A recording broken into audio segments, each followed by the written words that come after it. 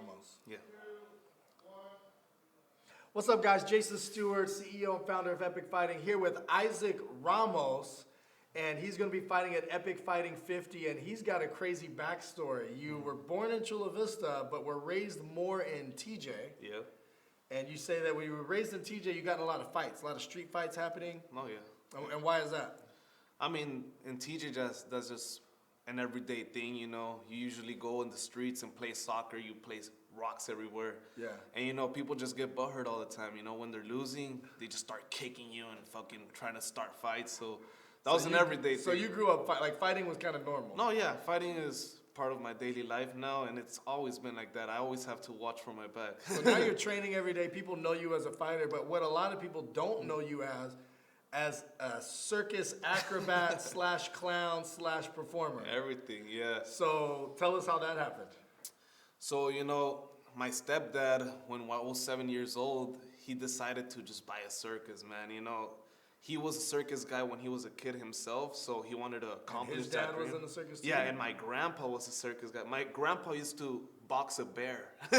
What the Yeah, hell? in his time. My grandpa, he was like 17 years old, and they would put gloves on him and gloves on a big old bear, and he had to box her. So, and I know that's a fact because people seen him do that. So, Yeah. you know, I came from a crazy family, man. And so you're 7 years old, your stepdad just decides, hey, guy, he comes home one day and says, hey, guys, I bought a circus today. Yeah, yeah. And so you start going to the circus, checking it out, and then you start, did you say, hey, I want to be part of that, or did he just say you're doing it? 100%. You know, to the first shows I went to, I just checked out everything, the crowd getting crazy, you know. And I just wanted to perform, you know, and I wasn't performing at the beginning because, I mean, I had no skills to perform. Yeah. So they just started teaching me whatever it took for me to get good, you know, and be part of the show. So what can you do? I'm an acrobat. So my act was we had a trampoline, and I could do triple backflips, double backflips, and just, you know, put on a good show. Yeah. And sometimes just bust some funny stuff, jokes and stuff, so that the crowd laughs and make it entertaining. Can you juggle fire? Yeah, sticks with fire, you know. The first time I did it, my uncle made me make the sticks. So I had to go to the store, buy ripped jeans, and fucking make the sticks myself. And I started fucking working on it. I had burned myself a couple times, but hey, that's how you learn, right? The next thing you know, you're balancing on stuff. Yeah, juggling. it's crazy, man. Like I said, and the pressure of doing it in front of people at a very young age, you know. Like, one thing is doing it backstage with yourself where you could make mistakes and you're okay, you know. But then where you work so hard and they put that to a test in front of a big crowd where you have to perform right, it was crazy, you know, as a young kid.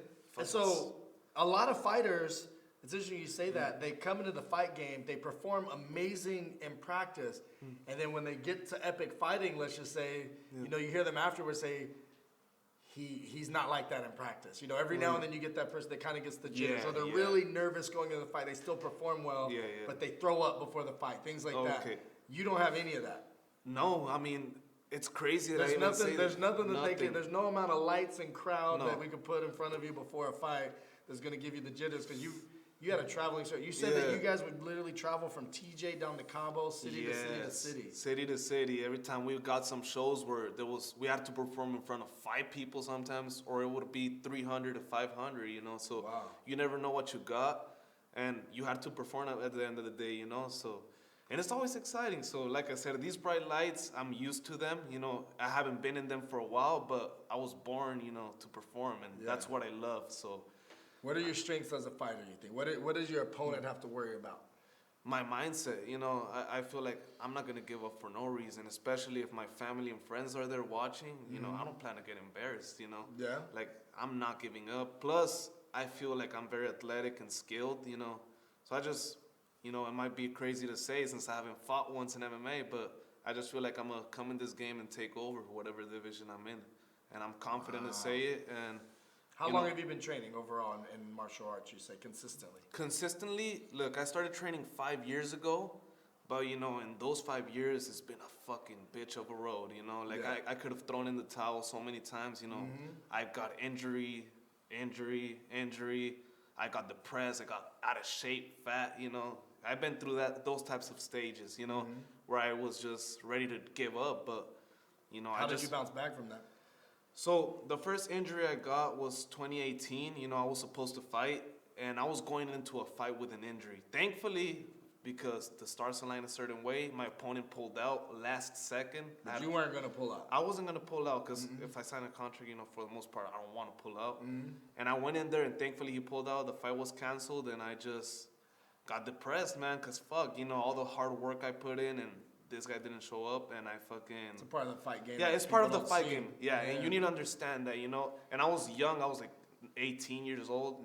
So everything happens for a reason, right?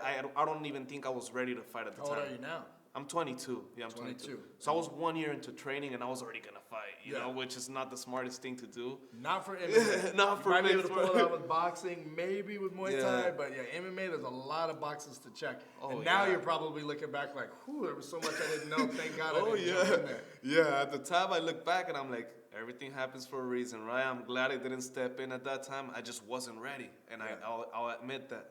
So now you feel like a more complete martial artist. Right now, ready to go in there and show your stuff.